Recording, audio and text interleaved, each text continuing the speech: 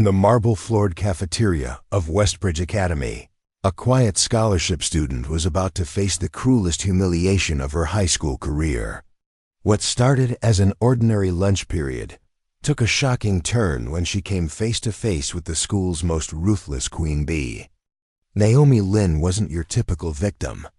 For 2 years, she had spent her life observing from the shadows, known for her strategic mind and photographic memory of every social interaction around her. When she encountered Tessa Lennox demanding that she clean designer shoes in front of 300 students, she had no idea she was walking into a moment that would ignite a calculated war. Naomi's silent compliance that would lead to the systematic destruction of an entire corrupt power structure. What began as public degradation would become a masterclass in psychological warfare. The prestigious academy would never be the same. After the quiet girl everyone dismissed revealed she was the most dangerous person in the room. Before we jump back in, tell us where you're tuning in from. And if this story touches you, make sure you're subscribed, because tomorrow, I've saved something extra special for you. The designer heel pressed against Naomi Lin's shoulder. Blade like a brand burning through her oversized cardigan as she knelt on the cold marble floor of Westbridge Academy's grand cafeteria. The pressure wasn't enough to leave a mark, but it was enough to remind her exactly where she belonged in this ecosystem of old money and older cruelties. Hold still, Tessa Lennox commanded, her voice carrying that particular mix of boredom and authority that came from 17 years of never hearing the word number. You're making this harder than it needs to be. Every conversation in the cafeteria had stopped. Every phone had turned toward them like flowers following the sun. Naomi could feel the weight of 300 pairs of eyes pressing down on her as she clutched the damp napkin in her trembling fingers. The water from Harper Viga's overturned bottle had already soaked through the knees of her second-hand jeans, leaving dark patches that would take hours to dry. The Louboutin pump in her hands cost more than her mother's rent for 2 months. Naomi knew this because she'd Googled the distinctive red sole after seeing Tessa wear them to the homecoming assembly. The leather was buttery soft, unmarked by anything rougher than the academy's pristine hallways until today, when Tessa had deliberately stepped in the puddle of chocolate milk that Marcus Webb had spilled near the scholarship table. I said clean them, Tessa repeated when Naomi hesitated, her fingers digging deeper into Naomi's shoulder. The whole shoe, not just the sole. Naomi's hands moved without conscious thought, dabbing at the brown stains while her mind retreated to a place her father had taught her years ago. When the neighborhood kids would chase her home from elementary school, calling her names, she pretended not to understand. In through the nose, count to 4, hold it out through the mouth. Find the center, find the calm, find the observer who watches but doesn't react. She could hear Leo Bosch's podcast microphone humming from 2 tables away, capturing every word for his weekly Westbridge Unfiltered show that nobody listened to except the AV Club and his grandmother in Mumbai. The irony wasn't lost on her that her humiliation would be preserved in digital amber for posterity. This is disgusting, Harper muttered, but she didn't move to stop what was happening. None of them ever did. That was the unwritten rule at Westbridge Academy. You watched or you participated, but you never intervened, because intervention meant questioning the natural order, and questioning the natural order meant risking your own position in the hierarchy. Mr. Caldwell, the English teacher, sat at the faculty table 30 feet away, his weathered fingers wrapped around a coffee cup that had gone cold 20 minutes ago. His gray eyes met Naomi's for just a moment, and she saw something there. Recognition maybe, or perhaps just the weary acknowledgement of someone who had witnessed too many small cruelties to count. You know what I think? Tessa continued, her voice taking on that conversational tone that always preceded her cruelest observations. I think you actually like this. I think you like being down there where you belong. The napkin disintegrated in Naomi's grip, leaving soggy fragments clinging to the Italian leather. She reached for another one from the pile Harper had helpfully provided, but her hands were shaking too badly to grip it properly. The stutter that had plagued her since her father's funeral 2 years ago pressed against her throat like a physical thing demanding to be released. Can I?" she started, but Tessa's laugh cut through her words like a blade. "Oh, listen to that stuttering like a broken record." Tessa's heel pressed harder against Naomi's back, pushing her closer to the floor. "Maybe if you spent less time hiding in the library and more time learning how to talk to actual people, you wouldn't be such a freak." The word hung in the air like smoke from an extinguished candle. Freak. The same word carved into her locker last month. The same word whispered in hallways when teachers weren't listening. The same word that had followed her from her old school in Portland after her father died, when her mother couldn't afford the rent anymore, and they'd had to move to this suffocating mountain town where Westbridge Academy offered the only decent education within 100 miles. Naomi finished cleaning the shoes in silence, her movements mechanical and precise, like she was defusing a bomb instead of restoring shine to leather that cost more than most people's cars. She handed them back to Tessa, without looking up, keeping her eyes fixed on the marble floor where she could see her own reflection fractured by the veins of gold running through the stone. "Good girl," Tessa said, slipping her feet back into the pumps with the casual grace of someone who had never doubted her right to make others kneel. "See how easy that was when you stopped fighting what you are." The cafeteria erupted in nervous laughter and whispered commentary as Tessa glided away, her entourage trailing behind her like planets orbiting a malevolent sun. Naomi remained on the floor for a long moment, listening to the gradual return of normal conversation, the clink of silverware against china, the rustle of designer bags being rearranged. When she finally stood, her legs were numb from kneeling and her vision blurred with unshed tears. But her mind was crystal clear, sharper than it had been in months. The observer her father had trained her to be was finally awake, cataloging every face that had watched, every phone that had recorded, every detail of her public degradation. Leo Basha was still recording. She noticed the red light on his microphone glowing like an accusation in the afternoon sunlight, streaming through the cafeteria's floor-to-ceiling windows. He caught her looking and had the grace to blush, fumbling to turn off the device. But they both knew it was too late. The damage was digital, now permanent as any scar. Mr. Caldwell approached as she gathered her things, his footsteps careful on the marble. "Miss Lin," he said quietly, a word. But Naomi was already moving toward the exit, her backpack clutched against her chest like armor. She didn't trust her voice not to break. If she tried to speak, didn't trust herself not to reveal the cold, calculating fury that was building behind her ribs like a storm system gathering strength. The heavy oak doors of the cafeteria swung shut behind her, cutting off the last traces of laughter and leaving her alone in the shadowed hallway where portraits of Westbridge's founding families gazed down from their gilded frames. Their painted eyes seemed to follow her as she walked past. Generations of power and privilege that had never known what it felt like to kneel on cold marble while others watched. In her pocket, her phone buzzed with notifications, messages from numbers she didn't recognize, videos being shared on social platforms she didn't use, her humiliation spreading through the digital ecosystem of Westbridge Academy like a virus, finding new hosts. But Naomi Lin, daughter of intelligence officer Jonathan Lin, wasn't thinking about shame anymore. As she climbed the stairs to her apartment, she was thinking about her father's notebook locked in her desk drawer, the one filled with interrogation techniques and psychological profiles, the one she'd avoided reading since the funeral because it reminded her too much of the man who would never again teach her how to turn weakness into strength. Tonight she would finally open it.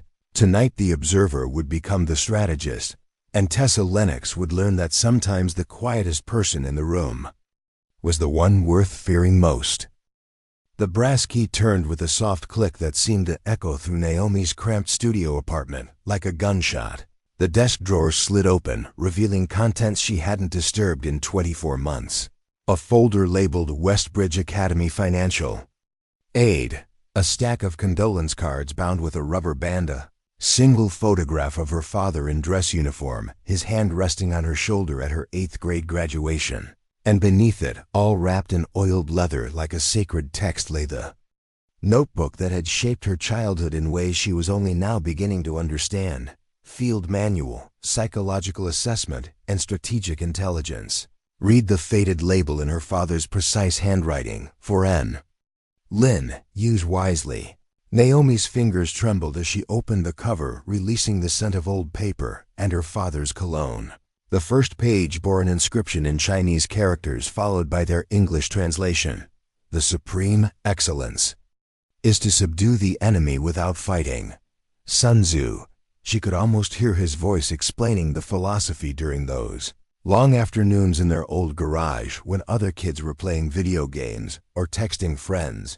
Her father had turned their moving boxes into an obstacle course, had taught her to read micro-expressions in magazine photographs, had made her memorize the telltale signs of deception until she could spot a lie from across a crowded room.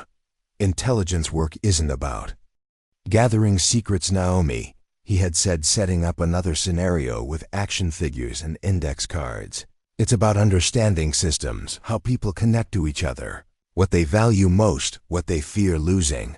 The notebook was filled with his observations from 30 years of military intelligence work, diagrams showing how information flowed through organizations, charts mapping the relationship between public behavior and private vulnerability, techniques for building psychological profiles based on seemingly innocent details. Naomi turned to a section titled Social Ecosystem Analysis and felt her breath catch. The methodology was exactly what she needed. Step 1. Identify the power structure. Step 2. Map the relationships. Step 3. Locate the pressure points. Step 4. Apply leverage strategically. She pulled out her laptop and opened a new document. Her fingers flew across the keyboard as she began constructing what her father would have called a target assessment. But instead of enemy combatants, she was profiling the social hierarchy of Westbridge Academy. Tessa Lennox sat at the apex, of course. Her father owned half the commercial real estate in town, and her mother served on the academy's board of trustees.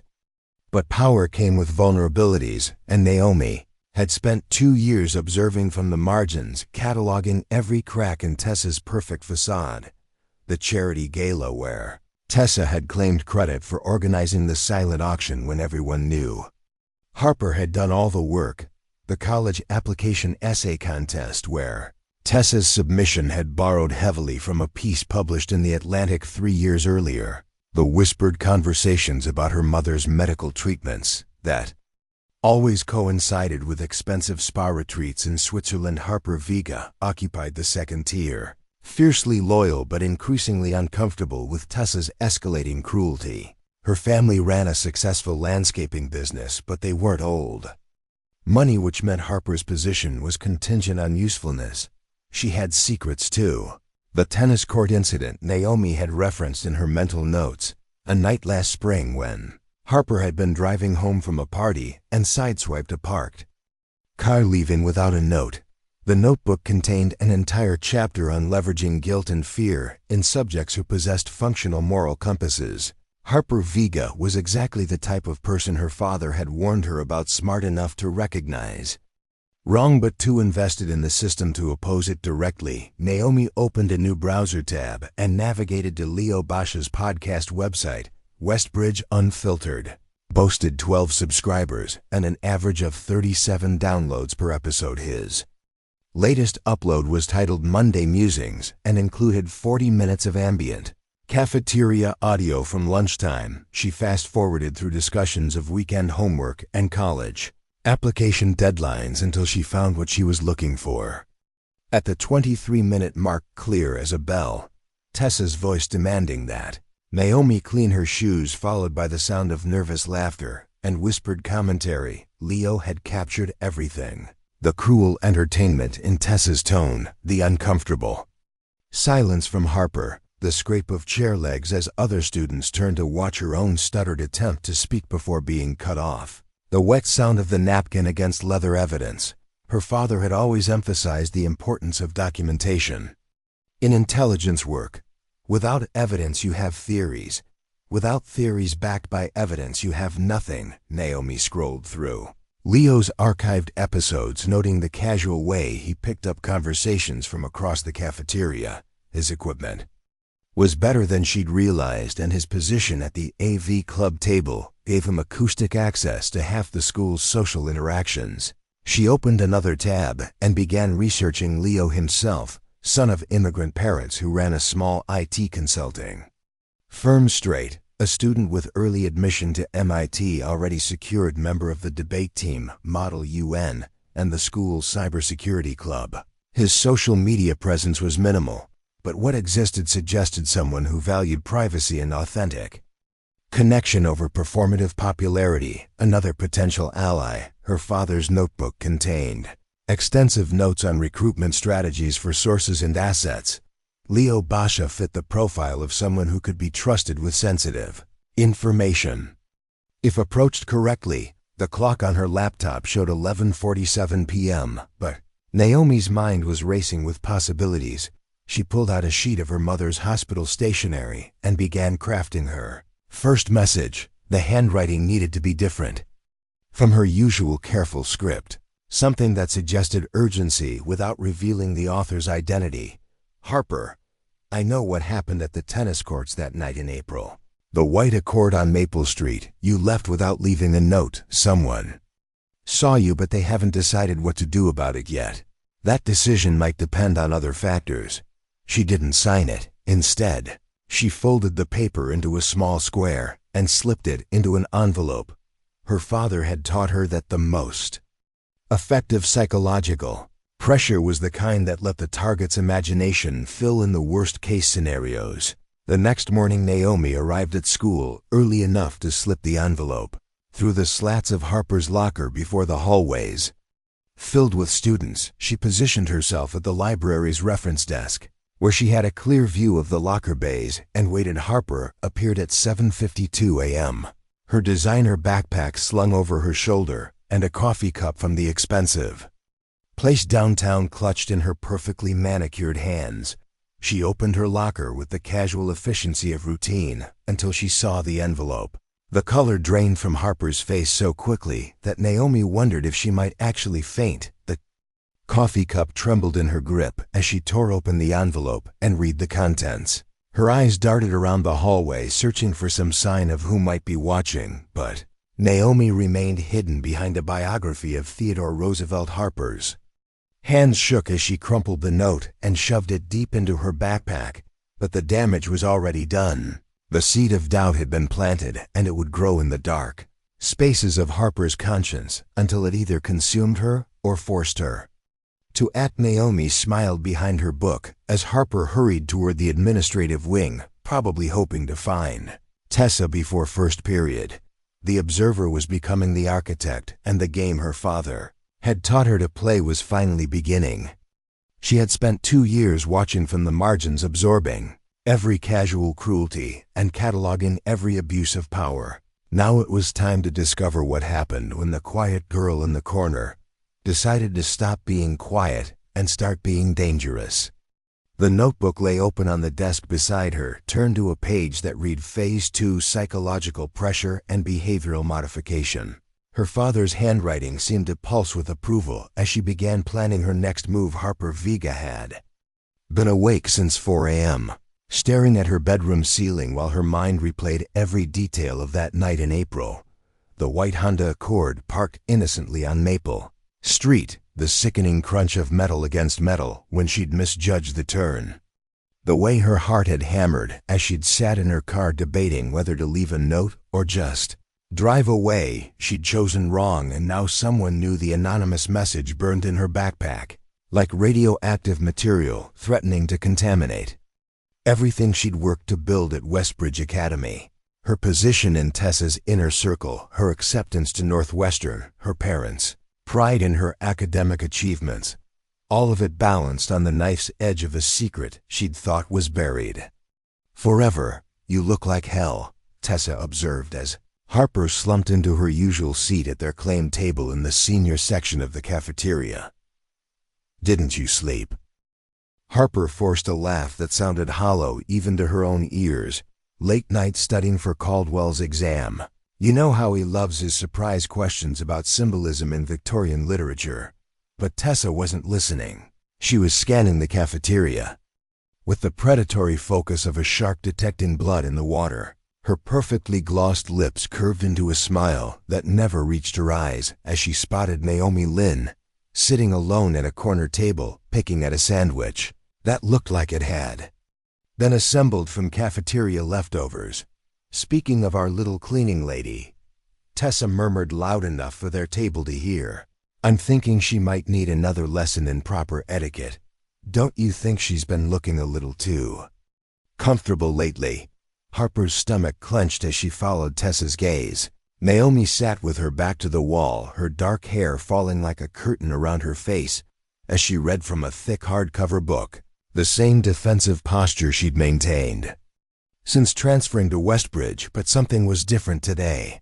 There was a stillness to her that reminded Harper uncomfortably of a cat watching a mouse hole. "Maybe we should leave her alone," Harper suggested carefully.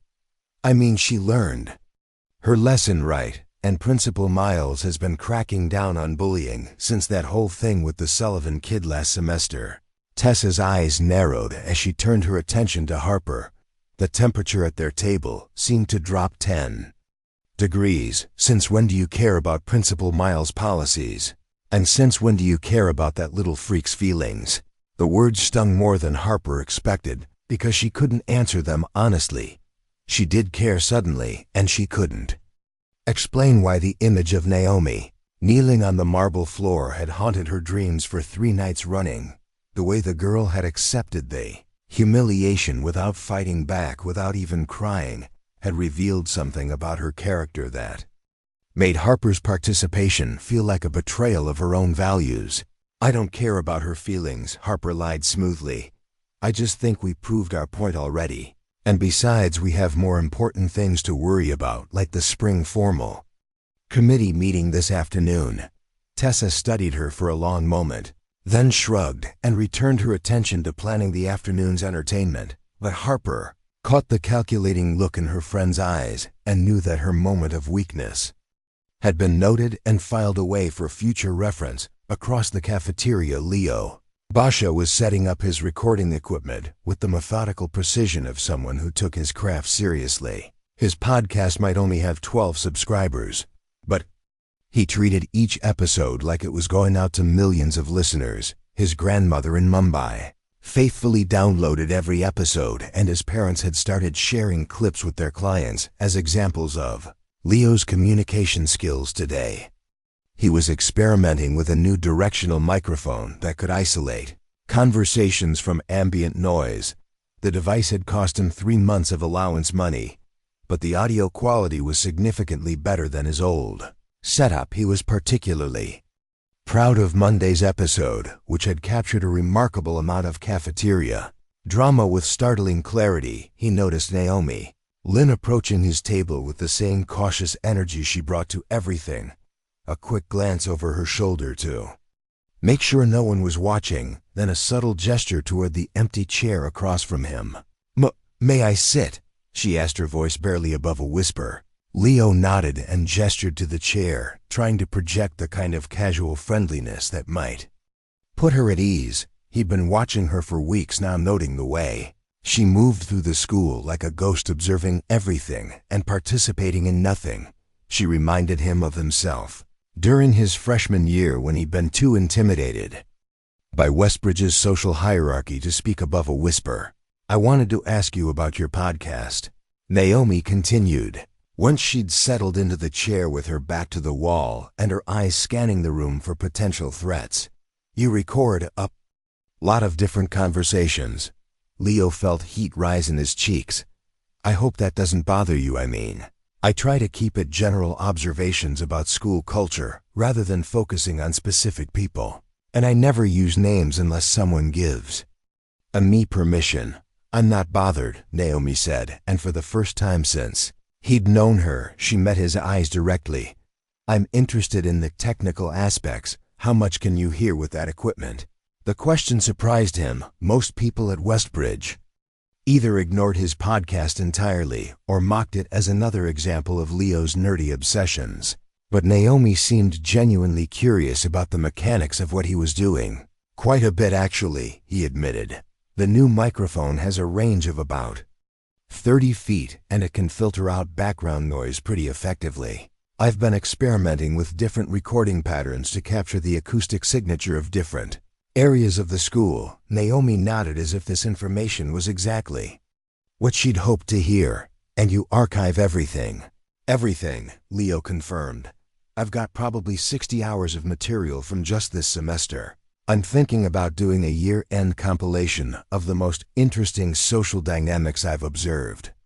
That's fascinating, Naomi said, and Leo was surprised to realize she meant it.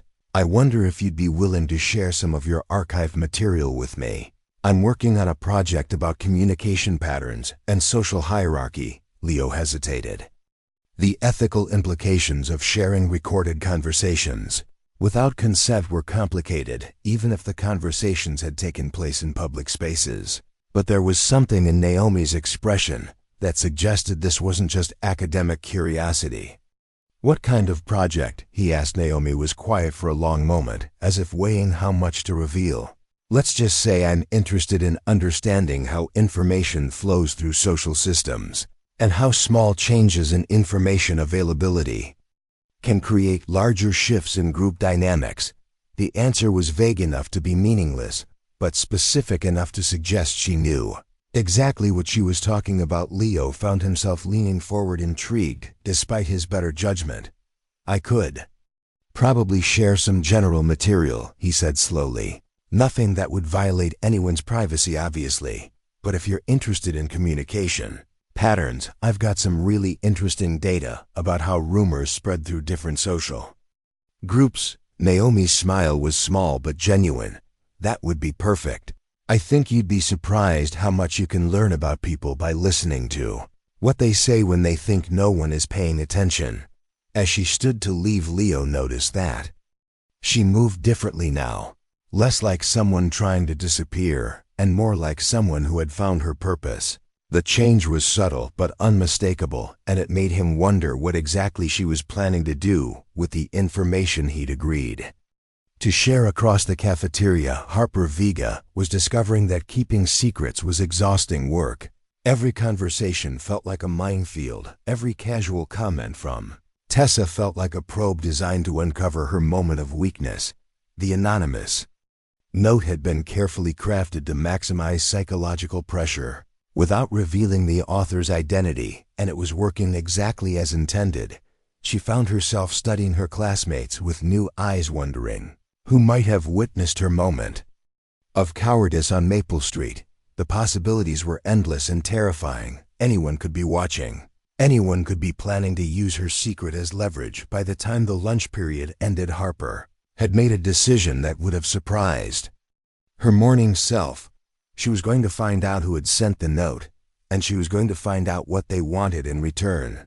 Because living with this kind of uncertainty was worse than facing whatever consequences might come from the truth. She just hoped she was prepared for what she might discover when she started looking for answers.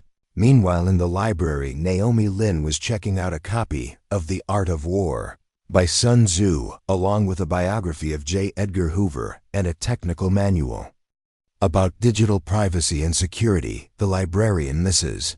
Henderson, raised an eyebrow at the eclectic selection, but didn't comment. As Naomi walked home through the tree-lined streets of Westbridge, she felt her father's presence more strongly than she had since the funeral. The observer was becoming the strategist, and the game was just beginning. The anonymous message board that appeared on Westbridge Academy's student portal Tuesday morning looked innocuous enough. A simple forum titled Truth Speaks, with a tagline that read, "What happens in the shadows deserves to see the light." Principal Miles would later claim the board had been created by exploiting a security vulnerability in the school's outdated content management system, but the students knew better. Someone had gotten access to information that was supposed to stay buried. The first post went live at 3:17 a.m., when the hallways were empty and the security cameras were recording nothing but darkness.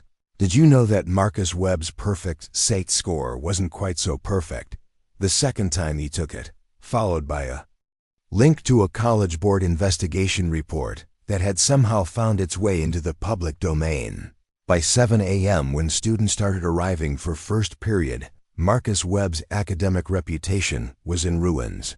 The report detailed a sophisticated cheating scheme involving compromised test materials and falsified identification. The scandal had been quietly resolved through legal. Preparing and narrating this story took us a lot of time. So if you are enjoying it, subscribe to our channel. It means a lot to us. Now back to the story. Settlements and sealed records. But now every detail was available for anyone with an internet connection to examine. Harper Vega stared at her phone in the passenger seat of her mother's SUV, watching the social media explosion unfold in real time. Marcus had been one of Tessa's most loyal lieutenants, a star athlete whose early admission to Yale had been contingent on maintaining his academic standing. Now that admission was almost certainly gone, along with his scholarship and his reputation. "This is insane," she whispered, scrolling through the comments and shares that were multiplying faster than she could count. "Someone's really going after people." Her mother glanced over from the driver's seat, noting Harper's pale complexion and shaking hands. "What's wrong, sweetie? You look like you've seen a ghost." Harper forced a smile and tucked her phone away. "Just school drama, you know how it is." But she knew this wasn't ordinary school drama. This was warfare conducted with surgical precision by someone who understood exactly how to inflict maximum damage with minimal exposure. The anonymous note about the tennis courts suddenly felt less like a random threat and more like an opening move in a much larger game. At school, the hallways buzzed with nervous energy as students huddled around phones, sharing screenshots and speculation. Marcus Webb sat alone at his usual table in the cafeteria, staring at his untouched breakfast while former friends avoided eye contact and whispered behind their hands. The social ecosystem that had seemed so stable just days before was revealing itself to be far more fragile than anyone had realized. Naomi Lin moved through the chaos like a ship cutting through storm waters. Her expression remained carefully neutral as she observed the reactions around her, cataloging who seemed surprised by the revelations and who appeared to have been expecting them. The notebook hidden in her backpack contained detailed psychological profiles of her classmates, and she was gathering data to refine those assessments. She found Leo Basha in the AV room uploading his latest podcast episode with hands that trembled slightly from excitement rather than fear. His equipment had captured the morning's conversations with startling clarity, and he was already editing together what he called the sound of a social structure collapsing. "This is incredible," he said, without looking up from his editing software. "I've never heard anything like it. The way information spreads through different groups at different speeds, the way people's voices change when they're scared versus when they're angry. It's like watching sociology in real time." Naomi settled into the chair beside him and pulled out a flash drive. "I brought you something, a compilation of audio files from various sources. You might find them useful for your project." Leo accepted the drive with curious eyes, noting that it was labeled simply background material in Naomi's precise handwriting. "What kind of audio files?" "Conversations," Naomi said simply. "People talking when they thought no one was listening. The kind of material that might help you understand how rumors actually start before they become public knowledge." She watched Leo's face as understanding dawned. The files on the drive weren't random recordings. They were the source material for the Truth Speaks forum, the raw intelligence that someone had used to expose Marcus Webb's academic fraud. Naomi was offering him a glimpse behind the curtain at the mechanisms of her campaign. "Who's doing this?" Leo asked, his voice dropping to a whisper. "The forum, the leaked documents. Who has access to this kind of information?" Naomi met his eyes directly for the first time since they'd started talking. "Someone who's tired of watching bullies get away with hurting people. Someone who believes that sunlight is the best disinfectant." The reference wasn't lost on Leo. He'd studied journalism ethics and media theory, and he recognized the quote from Supreme Court Justice Louis Brandeis about transparency as a tool for social reform. But he also understood that he was being recruited for something that went far beyond high school drama. "What do you want from me?" he asked. "Nothing you're not already doing," Naomi replied. "Just keep recording, keep documenting. Keep being the person who pays attention when everyone else is looking away. The truth has a way of finding the light when the right person is willing to help it get there." Harper Vega was having the worst week of her life. The anonymous note had been followed by a second message slipped through her locker vents sometime between second and third period. This one contained a single photograph printed on expensive paper, showing her car parked outside the Starbucks on Maple Street at 11:43 p.m. on April 15th, with a timestamp that proved she'd been lying about her whereabouts that night. The image was taken from an angle that suggested the photographer had been waiting specifically for her. Arrival. The composition was too perfect to be accidental, and the timing too precise to be coincidental. Someone had been watching her that night. Someone had documented her movements and waited months to use the information as leverage. She cornered Naomi Lin in the bathroom during lunch. Her voice shaking with barely controlled panic. "I know it's you. I don't know how you're doing this, but I know you're behind it." Naomi looked up from the sink where she'd been washing her hands with methodical precision. Her expression remained neutral, but Harper caught something in her eyes that might have been amusement. Behind what? The notes, the forum, the pictures. Harper's voice cracked on the last word. "What do you want from me?"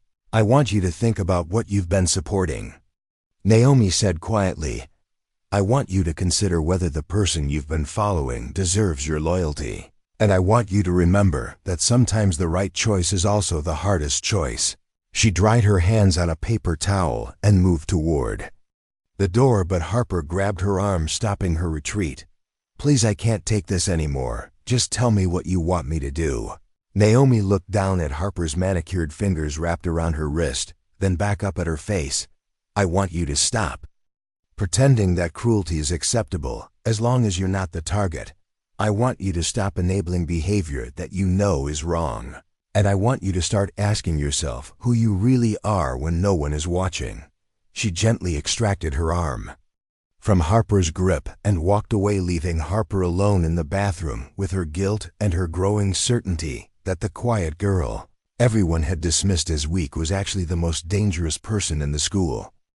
That afternoon, Principal Miles held an emergency assembly about cyberbullying and digital responsibility. She spoke about the importance of respectful communication and the serious consequences that could result from spreading unverified information online, but her words rang hollow to students who knew that the information on Truth Speaks wasn't unverified at all. It was simply information that powerful people had worked very hard to keep hidden. As the assembly ended and students filed out of the auditorium, Naomi Lin remained in her seat, watching the faces around her. She was learning to read the micro-expressions that revealed who was scared versus who was angry, who was plotting revenge versus who was reconsidering their allegiances. The game her father had taught her was more complex than she'd initially realized. It wasn't enough to expose individual secrets. She needed to understand the entire ecosystem of power and privilege that allowed those secrets to exist in the first place. But she was patient and she was methodical, and she had learned from the best teacher a daughter could. As for the notebook in her backpack, contained plans that would take weeks to implement. But when they were complete, the social hierarchy of Westbridge Academy would be changed forever. The observer was becoming the architect, and the foundation she was building would be strong enough to support a very different kind of structure. Leo Bosch's bedroom looked like mission control for a small revolution. The walls were covered with printed screenshots from the Truth Speaks forum, connected by red string in patterns that would have made his grandfather's conspiracy theories seem quaint by comparison. Audio files played on loop through noise-canceling headphones, while 3 monitors displayed everything from social media analytics to archived school disciplinary records. "This is insane," he whispered for the dozenth time that evening as he mapped the connections between Marcus Webb's academic fraud and a wider network of corruption that seemed to extend all the way to the admissions offices of elite universities. How deep does this go? Naomi sat cross-legged on his bedroom floor with her father's notebook open. Across her lap, she'd been annotating his psychological warfare techniques with observations about Westbridge Academy's power structure, and the results were both fascinating and terrifying. Deeper than anyone realizes, every institution protects itself by protecting the people who fund it, and those people protect themselves by making sure their children never face real consequences for anything. She gestured toward the wall where Leo had pinned photos of Westbridge's Board of Trustees, alongside newspaper clippings about their various business interests and charitable foundations. Your research confirms what I suspected. The corruption isn't individual, it's systemic. Leo pulled off his headphones and turned to face her properly. For the past 3 hours, she'd been sharing intelligence that would have taken him months to gather on his own financial records, showing how parents bought their children's way into elite programs. Audio recordings of administrators discussing which students were untouchable due to their family's donation history. Documentation of a culture where money insulated people from accountability. Why are you showing me this? He asked. I mean, I'm grateful, but this is the kind of information that could destroy people's lives. Why trust me with it?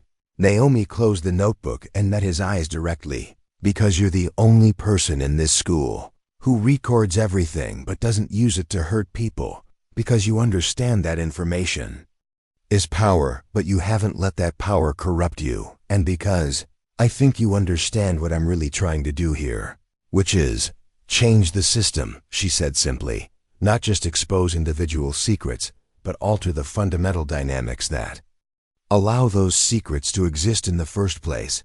The goal isn't revenge, Leo, it's justice. Leo felt something shift in his chest as he processed her words. This wasn't about humiliating Tessa Lennox or getting back at the people who had made Naomi's life miserable. This was about using intelligence gathering and strategic information warfare to level a playing field that had been rigged since before they were born.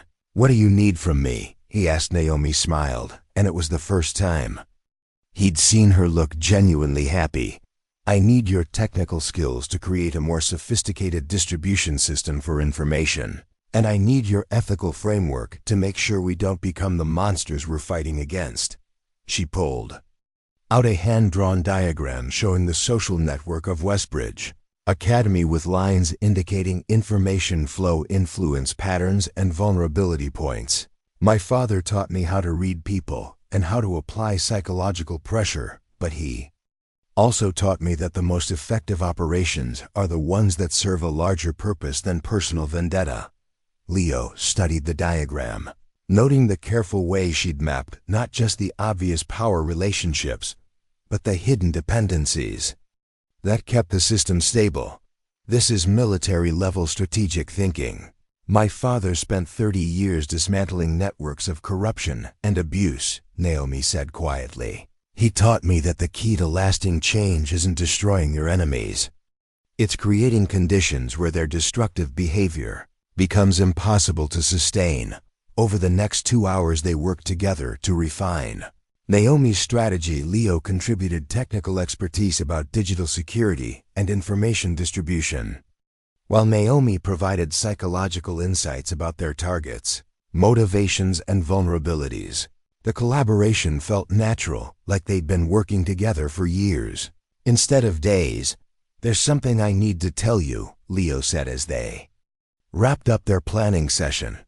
I've been recording everything at school for months, and some of what I captured includes conversations about you. Conversations that might be hard to hear. Naomi's expression didn't change, but he caught a flicker of something in her eyes that might have been vulnerability. What kind of conversations? Leo hesitated, then pulled up an audio file on his computer. This is from the day after the cafeteria incident. Tessa talking to her mother on the phone in the parking lot. She didn't know my equipment could pick up conversations that far away. He played the recording, and they both listened to Tessa's voice describing the humiliation she'd inflicted on Naomi with casual amusement. Her mother's response was even worse, praising her daughter for putting that scholarship girl in her place and suggesting that people like that need to learn their position early. Naomi's hands clenched into fists, but her voice remained steady. "Thank you for sharing that with me. It's useful intelligence." "Are you okay?" Leo asked. "I'm angry," she admitted. "But anger can be fuel if you use it correctly. My father taught me that emotional responses are valuable data, but they should inform strategy, not replace it." Leo nodded, understanding that he was witnessing someone transform pain into purpose with a level of discipline that seemed almost superhuman. "What's our next move?" Naomi pulled out a sealed envelope and handed it to him. "Tomorrow you're going to receive an anonymous tip about financial irregularities in the spring formal budget. The tip will include documentation showing that Tessa has been embezzling money from student activity funds to pay for personal expenses. Is it true?" "Every word," Naomi confirmed. "I've been tracking the discrepancies for weeks. The evidence is ironclad." Leo turned the envelope over in his hands, noting the careful way it had been prepared with no fingerprints or DNA evidence that could trace back to its source. "And you want me to what exactly?" "Report it through proper channels," Naomi said. "File a complaint with the student council, present the evidence to Principal Miles. Let the system handle it according to its own rules." "But the system is corrupt," Leo pointed out. "Miles will probably try to cover it up to protect the Lennox family's reputation." Naomi's smile was sharp as a blade. "That's what I'm counting on. When she tries to bury the evidence, we'll have documentation of the cover-up, and when that documentation becomes public, it will demonstrate that the corruption goes all the way to the top." Leo felt a chill run down his spine as he realized the sophistication of her strategy. She wasn't just exposing individual wrongdoing. She was creating a paper trail that would implicate the entire administrative structure in a conspiracy to protect wealthy students from consequences. "You're not just playing chess," he said wonderingly. "You're playing three-dimensional chess against opponents who don't even realize they're in a game. My father used to say that the most elegant victories are the ones where your enemies defeat themselves," Naomi replied. "All we have to do is create the conditions and let human nature do the rest." As Leo walked Naomi to the front door, he found himself thinking about the conversation they'd just had, not just the strategic planning, but the way she'd trusted him with information that could destroy her if it fell into the wrong hands. The way she'd listened to his concerns and incorporated his ethical framework into her planning. "Naomi," he said as she reached for the door handle, "why did you really choose me for this? I mean, there have to be other people at school who could help you technically." She turned back to face him, and for a moment, he saw past the careful control to something that looked almost vulnerable. "Because you're the only person who's ever looked at me and seen someone worth listening to instead of someone worth pitying or dismissing. And because I think you might be the only person in this school who understands that sometimes the right thing to do is also the hardest thing to do." After she left, Leo sat in his room surrounded by evidence of corruption and abuse, thinking about justice and revenge and the thin line between them. He thought about his grandmother in Mumbai who had fled British colonial rule, and his parents who had immigrated to America, searching for opportunities that didn't exist in their homeland. He thought about systems of power and the people who fought to change them, and he realized that he was about to become part of something much larger than high school drama. The revolution Naomi Lin was planning would start small, but its effects would ripple outward, touching everyone who had ever believed that wealth and privilege were sufficient shields against accountability. Tomorrow he would file his report, and the careful house of cards that protected Westbridge Academy's elite would begin its inevitable collapse. The emergency student council meeting convened at 7 a.m. in a Principal Miles' conference room with an agenda that had been distributed exactly 12 hours earlier. Tessa Lennox sat at the head of the polished mahogany table wearing her armor of designer confidence, But Harper Vega noticed the way her friends' perfectly manicured fingers trembled as she shuffled through the financial documents that Leo Basha had submitted the previous afternoon.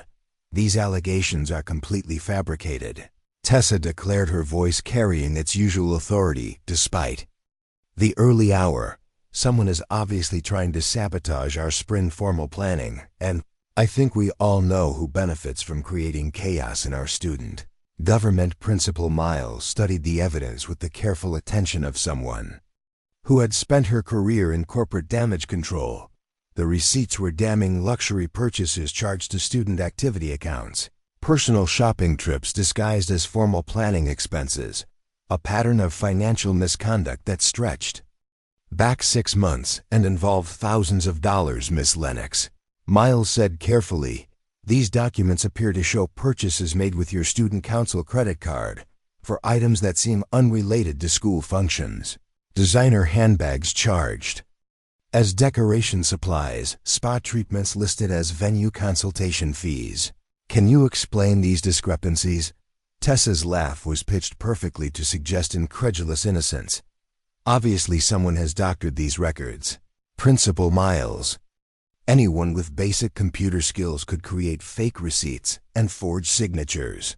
I'm being framed by someone who wants to destroy our school's most successful fundraising program." But Harper was studying the documents with growing horror because she recognized some of the purchases she'd been with Tessa when she bought the Chanel bag that was listed as decorative supplies for spring dance. She'd watched her friend justify the expense by claiming the school would benefit from having a student representative who looked appropriately elegant at formal events. The financial institutions that issued these statements have confirmed their authenticity, Leo Basha said quietly from his position at the far end of the table. "And the credit card company has provided transaction logs that include digital signatures and GPS coordinates for each purchase." Tessa's eyes narrowed as she focused on Leo with laser intensity. "Of course you would say that you're the one who fabricated all of this in the first place. Everyone knows you have some kind of sick obsession with recording private conversations and invading people's privacy." "I don't fabricate evidence," Leo replied, his voice steady despite the personal attack. "I report what I observe, and I let other people draw their own conclusions. The documentation speaks for itself." Principal Miles cleared her throat, attempting to regain control of the meeting that was rapidly spiraling into personal accusations. "Regardless of who brought these concerns to our attention, we need to address the financial discrepancies. The school board will be conducting a full audit of all student activity accounts and will be implementing new oversight procedures immediately." Tessa stood abruptly, her chair scraping against the hardwood floor with a sound like fingernails on a chalkboard. "This is ridiculous. I've given 3 years of my life to this school. I've raised more money for student programs than any council president in Westbridge history, and this is how you repay my service: by entertaining conspiracy theories from jealous nobodies who can't stand to see successful people succeed." The room fell silent as everyone absorbed the venom in her voice. Harper felt something crack inside her chest as she watched her friend reveal the ugly entitlement that had always lurked beneath her charitable facade. This wasn't the person she'd chosen to follow. This wasn't the leader she'd believed in. Tessa Harper said quietly, "Maybe we should just cooperate with the investigation. If you haven't done anything wrong, then the audit will clear your name." Tessa whirled to face her with eyes blazing. "Are you seriously taking their side right now, Harper? After everything I've done for you, after all the times I've protected you from social side, you're going to betray me for these people?" The threat was barely concealed, and Harper felt the weight of her own secrets pressing down on her shoulders. Tennis court incident that Naomi somehow knew about, the compromising photos that could destroy her college prospects, the dozen small betrayals and ethical compromises that had bought her a place in Tessa's inner circle. But she also thought about Naomi Lin kneeling on the cafeteria floor, cleaning shoes while 300 students watched and laughed. She thought about the quiet dignity with which the scholarship girl had endured public humiliation and the growing certainty that Tessa's version of protection was actually a form of extortion. "I'm not betraying anyone." Harper said, her voice stronger than she felt. "I'm just saying that if we're innocent, then we have nothing to fear from an investigation." Tessa's expression shifted from anger to something that looked almost like betrayal. "You're all going to regret this," she said, her voice dropping to a whisper that somehow felt more threatening than shouting. "You think you can destroy me, but you have no idea what I'm capable of when I'm cornered." She gathered her things and swept out of the conference room, leaving behind an atmosphere of tension that seemed to vibrate in the air like the aftermath of an explosion. Principal Miles adjourned the meeting with promises of further investigation, but Harper could see the calculation in her eyes, the careful assessment of political costs and benefits that would determine how thoroughly the corruption would actually be examined. In the hallway outside the conference room, Harper found herself walking beside Leo Basha, both of them moving slowly, as if reluctant to rejoin the normal flow of school life. "She's not going to just accept this," Harper said quietly. "Tessa doesn't lose gracefully. She's going to come after all of us." Leo nodded grimly. "I know, that's why we need to be prepared for escalation." The word "we" hung in the air between them, and Harper realized that without consciously deciding to do so, she had chosen a side in a conflict that was far from over. "Why did you really bring this evidence forward?" she asked. "I mean, I know Tessa has been stealing money, but there are a lot of things that go on at this school that never get reported. Why this? Why now?" Leo was quiet for a long moment as they walked past trophy cases filled with the achievements of Westbridge Academy's elite athletes and scholars. "Because someone I respect convinced me that sunshine is the best disinfectant, and because I realized that being a neutral observer isn't the same thing as being objective. Sometimes neutrality is just another form of complicity." Harper thought about that as she made her way to first period, thinking about the difference between loyalty and enabling, between friendship and moral compromise. She thought about the anonymous notes that had forced her to confront her own cowardice and the growing certainty that Naomi Lin was orchestrating something far more sophisticated than simple revenge. By lunchtime, the entire school knew about the financial investigation. Rumors spread through the social networks with the speed of digital wildfire, amplified by social media and the tribal dynamics that governed teenage communication. Tessa's supporters rallied around narratives of jealousy and persecution, while her critics whispered about patterns of entitlement and corruption that had been ignored for too long. Naomi Lin observed the chaos from her usual corner table, noting the way alliances shifted and reformed as students recalculated their social positions in light of new information. Her father's notebook lay open beside her lunch tray, turned to a section about psychological warfare and the importance of allowing enemies to defeat themselves through overreaction. She watched Tessa storm through the cafeteria with the brittle energy of someone whose carefully constructed world was beginning to crumble. Her movements were sharper than usual, her smile more forced, her interactions with former allies increasingly strained. The queen was in check, but she wasn't defeated yet, and Naomi knew from her father's teachings that cornered opponents were often at their most dangerous when they had nothing left to lose. The game was entering its most volatile phase, and everyone involved would need to choose exactly how much they were willing to sacrifice for their version of victory. The single sentence appeared on the Truth Speaks forum at exactly 3:33 a.m., like a digital time bomb waiting for the school day to begin. The Lennox family fortune was built on foreclosing on military families during the 2008 housing crisis. 17 words that would detonate everything Tessa had spent her life believing about her family's legacy and her own moral superiority. Naomi Lin had spent weeks researching the Lennox family's financial history, following paper trails through public records and archived news articles that told a story of systematic exploitation disguised as legitimate business practices. Robert Lennox had built his real estate empire by purchasing distressed properties at auction, often from families whose breadwinners had been deployed overseas and couldn't attend foreclosure proceedings.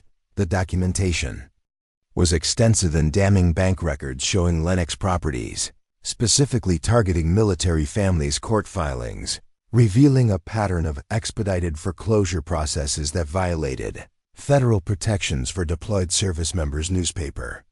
Interviews where Robert Lennox had described his business model as providing liquidity solutions during economic uncertainty, while bankruptcy attorneys called it predatory capitalism at its worst.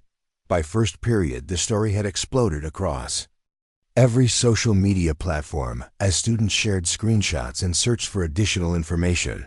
The revelation hit Westbridge Academy like a psychological earthquake, shaking the foundations of social hierarchies that had seemed immutable just days before Tessa Lennox arrived at school to find protesters from the local veterans organization gathered outside the main entrance holding signs that read, "Lennox stole our homes, and blood money built this school." Her usual confident stride faltered as she recognized the father of her childhood friend Maria Santos among the demonstrators, a man who had lost his family's house while serving his third deployment in Afghanistan. Principal Miles called an emergency assembly for second period ostensibly to address the unfortunate spread of unverified information that was disrupting the educational environment.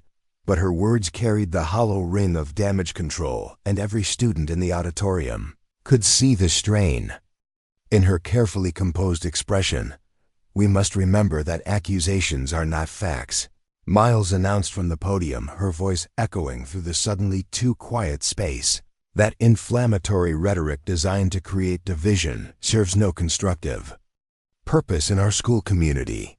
But Tessa Lennox was no longer listening to carefully crafted administrative responses. She was staring at the sea of faces in the auditorium, noting the way former friends avoided eye contact and erstwhile admirers whispered behind their hands. The social capital she had inherited along with her family's wealth was evaporating in real time, and she could feel the ground shifting beneath her feet. Leo Basha sat in the AV booth above the auditorium recording everything with equipment that captured not just the official statements, but the ambient sounds of a community grappling with uncomfortable truths. The shuffle of feet on hardwood floors, the nervous coughs and whispered conversations, the way silence could feel more damning than accusations. After the assembly ended, Tessa cornered Harper Vega in the bathroom near the science wing, her composure finally cracking under the pressure of public scrutiny. "You know this is all lies, right, Harper? You know my family isn't capable of the things these people are saying." Harper looked at her oldest friend and saw a stranger, someone whose privilege had insulated her so completely from consequence that she genuinely believed her family's wealth was evidence of their virtue rather than their willingness to exploit others' misfortune. "I don't know anything anymore, Tessa," Harper said quietly. "I thought I knew you. I thought I knew what we were fighting for. But looking at those documents, looking at the evidence, it's hard to ignore what's right in front of us." Tessa's eyes blazed with the fury of someone who had never been forced to question her own moral authority. "So you're abandoning me too, just like everyone else? You're going to believe anonymous internet posts over 3 years of friendship? I'm not abandoning you," Harper replied, though her voice lacked conviction.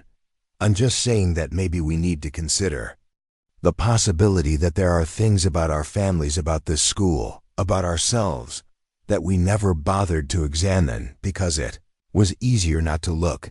The conversation ended with Tessa storming out and Harper standing alone in front of the bathroom mirror, staring at her reflection and wondering when she had stopped recognizing the person looking back at her.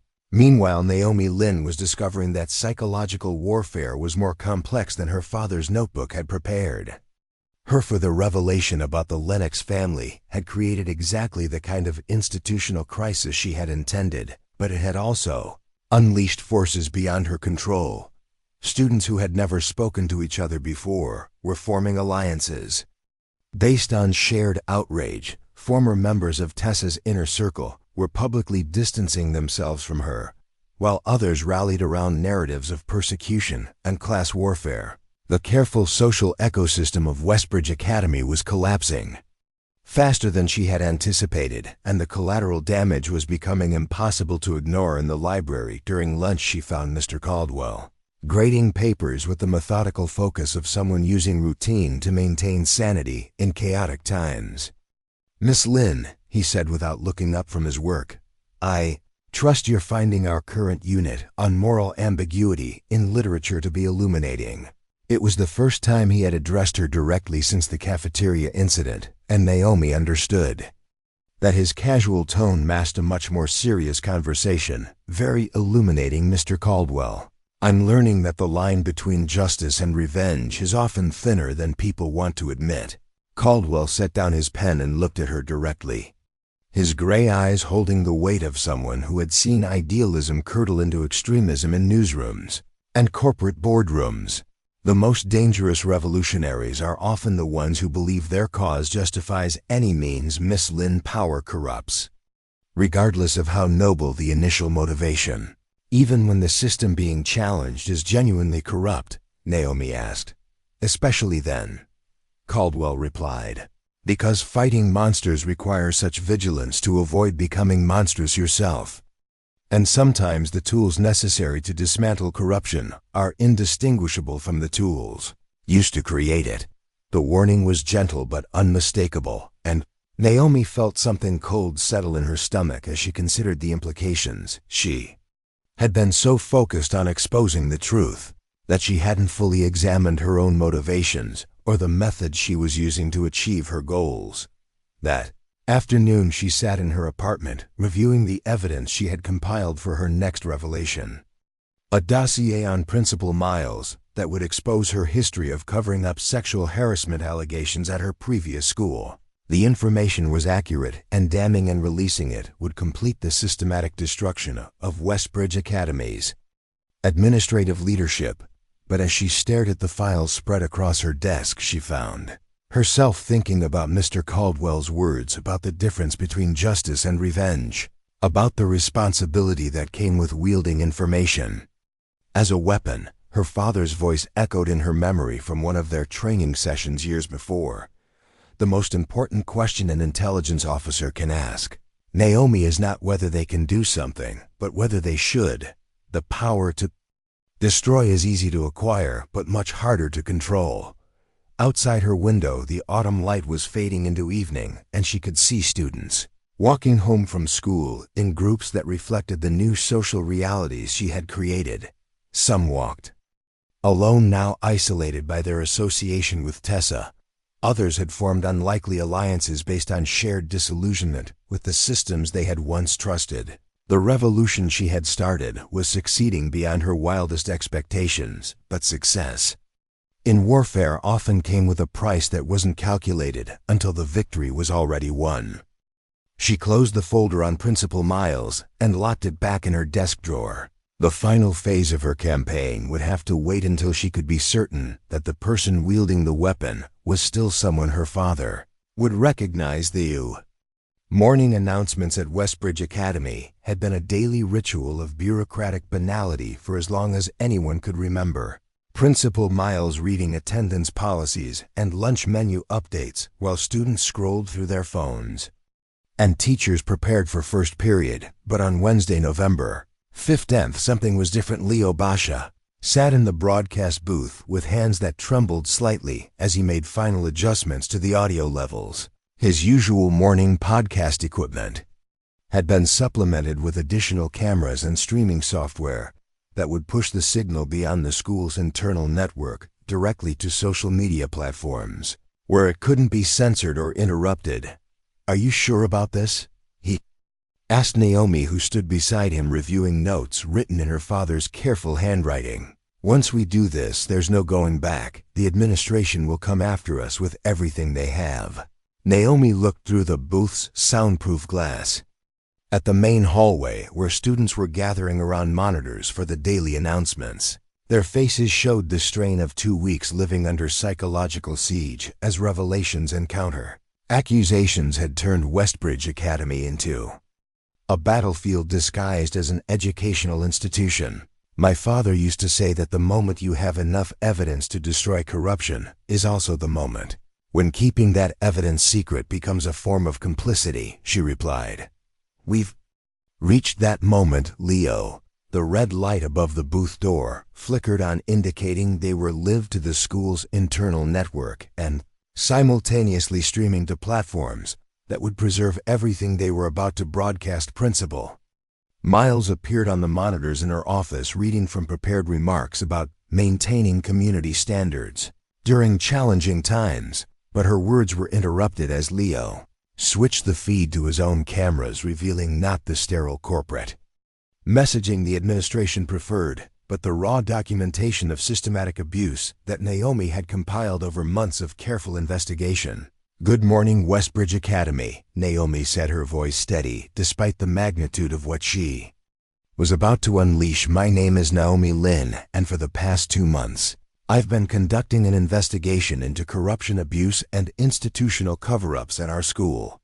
The monitors throughout the building displayed her face for the first time without the protective armor of anonymity. Her dark eyes looked directly into the cameras as she began presenting evidence with the methodical precision of a prosecutor delivering closing arguments. "What you're about to see is documentation of financial crimes committed by student government officials," she continued as Leo switched to documents showing Tessa's embezzlement, academic fraud enabled by administrators who prioritize donations over integrity, and a pattern of psychological abuse that has been tolerated and even encouraged by the people responsible for our safety.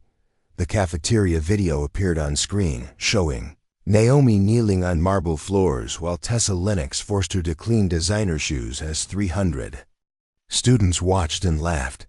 The audio captured every cruel word, every moment of humiliation that had been dismissed as typical teenage drama by adults who should have known better. "This happened on October 23rd. Naomi's voice continued over the footage. It was recorded by multiple students, shared on social media platforms, and reported to school administrators, who chose to take no action because the perpetrator's family donates money to athletic programs. Students throughout the building stopped pretending to ignore the morning announcements as the scope of Naomi's investigation became clear. Financial records appeared documenting not just Tessa's theft but a wider pattern of privileged students receiving special treatment. Court documents showed the Lennox family's predatory business practices. Audio recordings captured Principal Miles discussing which students were untouchable due to their parents' political connections. In the main office, Principal Miles was frantically trying to cut the broadcast feed, but Leo had anticipated her response, routing the signal through backup systems that couldn't be controlled from administrative terminals. The stream continued uninterrupted as Naomi methodically dismantled every pillar supporting Westbridge Academy's culture of corruption. "The adults responsible for protecting us have failed," Naomi declared as the presentation reached its climax. "They've prioritized money over morality, convenience over courage, institutional reputation over individual justice. But we don't have to accept that failure. We don't have to pretend that cruelty is acceptable as long as it's profitable." Tessa Lennox burst into the broadcast booth with security guards trailing behind her, but it was too late. The evidence had been presented. The documentation was already spreading across social media, and the careful narrative management that had protected her for years was crumbling in real time. "Turn off those cameras," she screamed, her composure finally shattered completely. "You're destroying everything with your lies and jealousy. You're ruining innocent people's lives." But the cameras kept rolling, capturing her meltdown as she lunged toward the equipment, only to be restrained by security personnel who were themselves being broadcast live to thousands of viewers. Leo had positioned multiple cameras throughout the booth, ensuring that any attempt to stop the broadcast would itself become part of the permanent record. "Power isn't always loud," Naomi said, looking directly at Tessa while speaking to the cameras.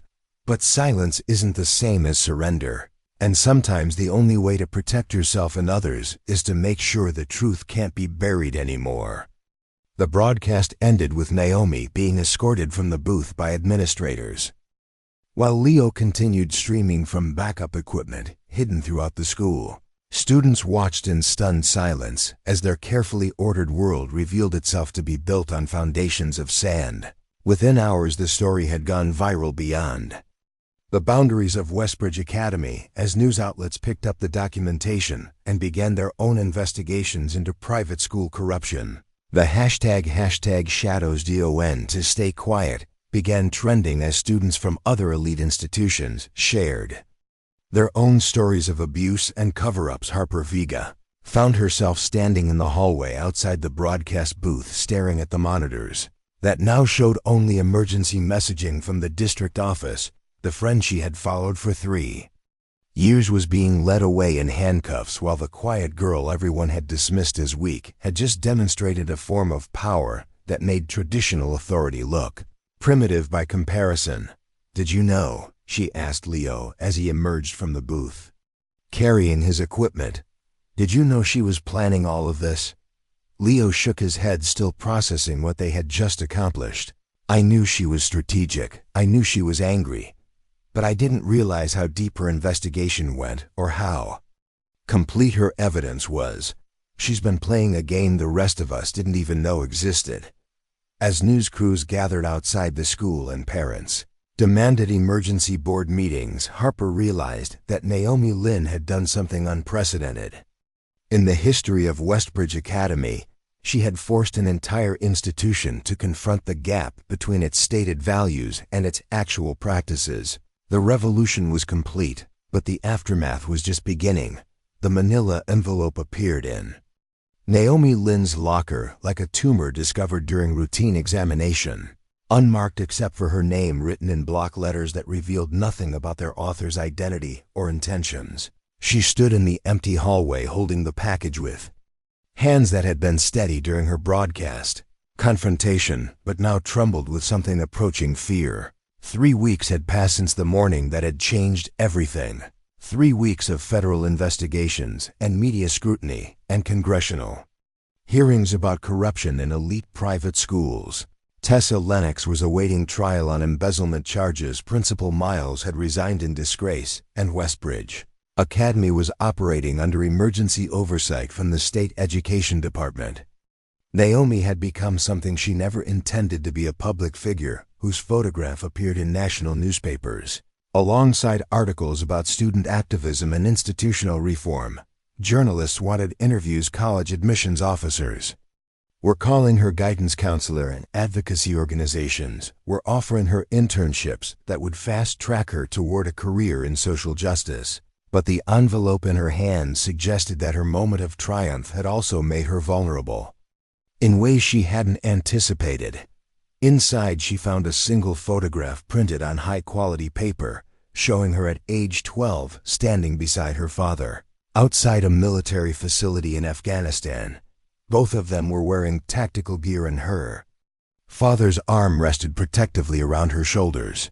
The image captured a moment from the summer she had spent visiting him during his final deployment, a time when she had learned about intelligence work by observing actual operations rather than studying theoretical frameworks. Below the photograph was a handwritten note in the same anonymous block letters. "Your secrets aren't safe either. Some stones are better left unturned." Naomi's blood turned to ice as the implications crashed over her like a cold wave. Someone had access to classified military records.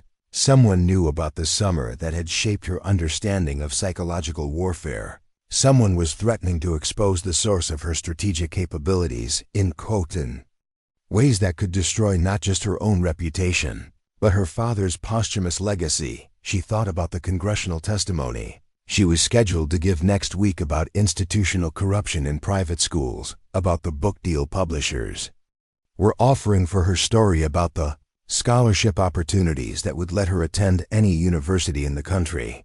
All of it balanced precariously on a public narrative that cast her as an innocent victim who had discovered hidden reserves of courage when pushed too far.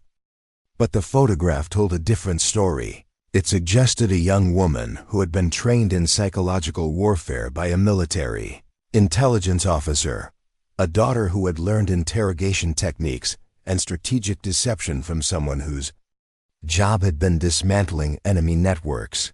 The revelation would transform her from sympathetic whistleblower into calculating manipulator in the court of public opinion. Leo Basha found her in the library, an hour later sitting at their usual table. With the photograph face down beside her unopened textbooks, her complexion was pale and her hands shook as she turned pages without reading them. "What's wrong?" he asked, settling into the chair across from her. "You look like you've seen a ghost." Naomi slid the photograph across the table and watched his expression change as he processed what he was seeing. "Someone knows," she said quietly. "Someone has been investigating me the same way. I investigated everyone else." Leo studied the image, noting the military vehicles in the background and the casual familiarity with which she wore equipment that most 12-year-olds had never seen. "This is from Afghanistan, isn't it? Your father's deployment?" She nodded, unable to trust her voice, as emotions she had kept carefully controlled for weeks threatened to overwhelm her calculated composure. "He brought me there during summer leave. It was supposed to be educational, a chance to see his work and understand why his deployments were so important to him. And you learned more than just observation techniques," Leo said, understanding the implications immediately. "You learned actual intelligence gathering methods from someone who used them in combat situations." The accusation in his voice was gentle but unmistakable, and Naomi felt something crack inside her chest as she realized that even her closest ally was beginning to question the methods she had used to achieve their shared goals. "Does it matter?" she asked. "Does it matter where I learned to read people and map relationships and apply psychological pressure? The corruption was real. Leo, the abuse was real. Does the source of my training change any of that?" Leo was quiet for a long time, studying her face and trying to reconcile the vulnerable girl sitting across from him with the strategic mastermind who had orchestrated the systematic destruction of Westbridge Academy's power structure. "It changes how people will perceive what you did," he said finally. "It changes the narrative from David versus Goliath to trained operative versus unsuspecting targets. And in politics, perception often matters more than reality." Naomi retrieved the photograph and slipped it back into the envelope, understanding that her moment of triumph had also been the beginning of her next battle. Someone was preparing to wage psychological warfare against her using the same tools she had used against others. "What are you going to do?" Leo asked. "I'm going to find out who sent this," she replied, her voice regaining some of its usual steadiness. "And I'm going to discover what they want before they decide to make this public." But as she walked home through the tree-lined streets of Westbridge, she couldn't shake the feeling that she was being watched, that somewhere in the shadows someone was documenting her movements and building a psychological profile, just as she had done to Tessa and her allies. The revolution she had started had succeeded beyond her wildest expectations, but revolutions often consumed their own leaders, and Naomi was beginning to understand that the skills her father had taught her for fighting corruption could just as easily be turned against her by enemies she hadn't anticipated. Observer was about to become the observed, and the game she had mastered was entering a new phase, where she would need every lesson her father had ever taught her just to survive. That night, she opened his notebook to a section she had never read before, titled Counterintelligence and Operational Security, and began studying strategies for protecting herself from the kind of investigation she had become expert at conducting. The teacher had become the student once again, but this time the stakes were personal in ways that made her previous campaign seem like preparation for a much more dangerous conflict. 3 weeks after the broadcast that changed everything, Naomi Lin walked through the hallways of Westbridge Academy like a ghost inhabiting familiar territory that had been fundamentally transformed. The marble floors still gleamed under expensive lighting, and the oil paintings of founding families still gazed down from their gilded frames, but the power dynamics that had once made those symbols meaningful had been irreversibly altered. Students no longer whispered when she passed. Instead, they nodded with something approaching respect or offered tentative smiles that suggested they were still processing the revelation that the quiet scholarship girl had possessed the strategic capabilities to dismantle an entire institutional hierarchy. The transformation wasn't universal. There were still pockets of resentment from families whose reputations had been collateral damage in her campaign, but the casual cruelty that had once defined Westbridge's social ecosystem had been replaced by something more cautious and self-aware. Harper Vega approached her during lunch period, moving with the careful grace of someone navigating a relationship that had been redefined by extraordinary circumstances. "I wanted to thank you," she said, settling into the chair across from Naomi at what had once been the social Siberia of the corner table. "Not just for what you did, but for how you did it. You could have destroyed me along with everyone else, but you gave me chances to choose differently." Naomi looked up from her father's notebook, which had become her constant companion during these weeks of transition. "You chose to do the right thing, Harper. That wasn't my decision to make. But you created the conditions where doing the right thing became possible," Harper replied. "Before you started your campaign, I was so invested in maintaining my position that I couldn't see how toxic the system had become. I was complicit because complicity was easier than courage." The conversation was interrupted by Leo Basha, who joined them carrying audio equipment that had become significantly more sophisticated since his podcast had gained national attention. "The new episode goes live tonight," he announced. 300,000 subscribers and growing. The story about institutional corruption in private schools has sparked investigations at 12 other academies across the country. Naomi felt a complex mix of pride and unease as she considered the ripple effects of her actions. The justice she had sought for herself and others was spreading beyond Westbridge, but she was learning that systemic change often came with unintended consequences. Some of the investigations Leo mentioned had targeted schools where the corruption was less severe and the collateral damage more significant than the original problems. "Any word on who sent the photograph?" Leo asked, his voice dropping to a whisper as he referenced the anonymous threat that had been hanging over Naomi like a sword for weeks. She shook her head, though her expression remained carefully neutral. "Nothing concrete, but I've been thinking about what my father used to say about enemies who operate from the shadows.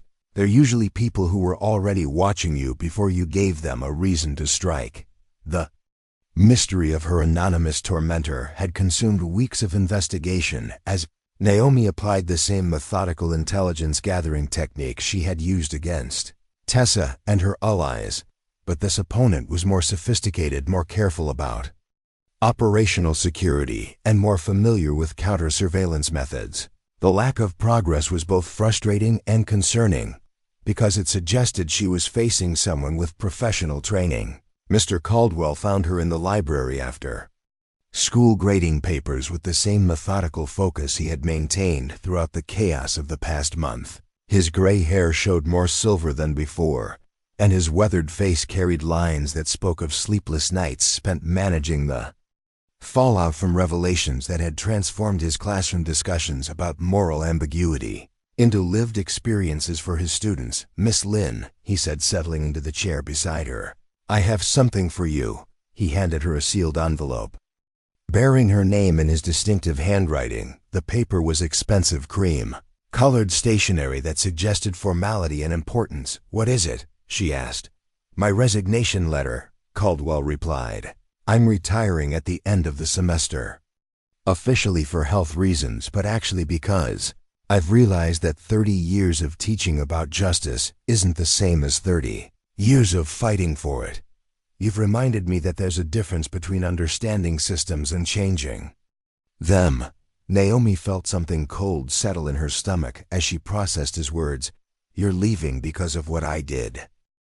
"I'm leaving because of what I failed to do," he corrected gently. "I spent decades observing corruption and abuse in educational institutions, treating them as case studies for literary analysis rather than problems that required intervention. You showed me that neutrality isn't wisdom, it's cowardice disguised as intellectual sophistication."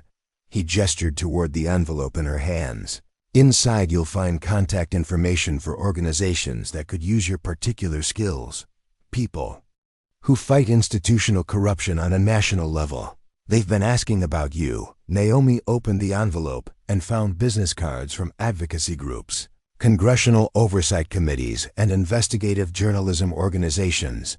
The opportunities they represented were extraordinary, but she found herself thinking about the anonymous photograph and the enemies she had made by choosing to fight rather than hide. There's something else. Caldwell continued, a warning: the people you've challenged here at Westbridge are connected to networks that extend far beyond this school. They have resources and connections that make them dangerous opponents even in defeat. You think one of them sent the photograph. I think you've made enemies who play a much longer game than high school social hierarchies, Caldwell replied, and I think you need to be very careful about your next moves, because the skills that make you successful here might not be sufficient for the battles you're likely to face that evening. Naomi sat in her apartment, reviewing the evidence she had compiled about her anonymous tormentor. The investigation had revealed nothing conclusive, but had taught her important lessons about operational security and the importance of protecting sources and methods. She had been so focused on exposing corruption that she had left herself vulnerable to counterintelligence operations. Her phone buzzed with a text message from an unknown number. Meet me at Riverside Park tomorrow at sunset. Come alone. The message could have been from anyone, but something about its tone suggested it was connected to the mysterious photograph. Naomi stared at the screen, weighing the risks of engaging with an unknown opponent against the potential benefits of finally confronting the person who had been stalking her. She thought about her father's teachings about calculated risks and acceptable losses, about the difference between courage and recklessness, about the importance of choosing when to fight and when to withdraw. He had always emphasized that the most dangerous moment in any operation was immediately after apparent victory, when success bred overconfidence and enemies regrouped in shadows. But he had also taught her that running from unknown threats was often more dangerous than facing them, because fear bred paralysis, and paralysis bred defeat. The next evening she walked through Riverside Park as autumn shadows lengthened across grass that crunched under her feet. The setting sun painted everything golden, but she found no comfort in the beauty around her. Every bench could hide an observer, every tree could conceal a camera, every jogger could be conducting surveillance. She found him sitting on a bench overlooking the river, reading a newspaper with practiced casual attention that immediately identified him as someone with professional training, an older man, perhaps 60, with silver hair and expensive clothes that suggested success without ostentation. Miss Lin, he said without looking up from his paper. Thank you for coming. Who are you? She asked, maintaining distance between them, while scanning for potential threats or escape routes. Someone who knew your father, he replied, finally meeting her eyes. Someone who worked with him on operations that are still classified. Someone who's been watching you since he died to make sure his daughter didn't inherit enemies along with his notebooks. The revelation hit her like a physical blow, as pieces of a puzzle she hadn't known she was solving suddenly clicked into place. You sent the photograph. I sent the warning, he corrected, because you were becoming too visible too quickly, drawing attention from people who remember your father's work and might decide you represent a security risk. He handed her a folder containing documents that made her hands shake as she read them. Military records showing her father's involvement in intelligence operations that had dismantled terrorist networks and criminal organizations. Lists of enemies who had sworn revenge against him, and, by extension, against his family. Threat assessments that painted a picture of danger she had never imagined. Your campaign here was impressive, the man continued, but it was also a beacon for people who've been looking for Jonathan Lin's daughter for 2 years. They know you have his training and his notebooks, and they want both neutralized. Naomi felt the ground shifting beneath her feet as she realized that her moment of triumph had also been her moment of greatest vulnerability. The skills her father had taught her for fighting injustice had made her a target for the same kinds of people he had spent his career. "Hunting, what do you want from me?" she asked. "I want you to disappear," he said simply. "New identity, new location, new life. Far away from anyone who might connect you to your father's work. The alternative is spending the rest of your life looking over your shoulder, waiting for enemies you can't see to decide you're too dangerous to let live."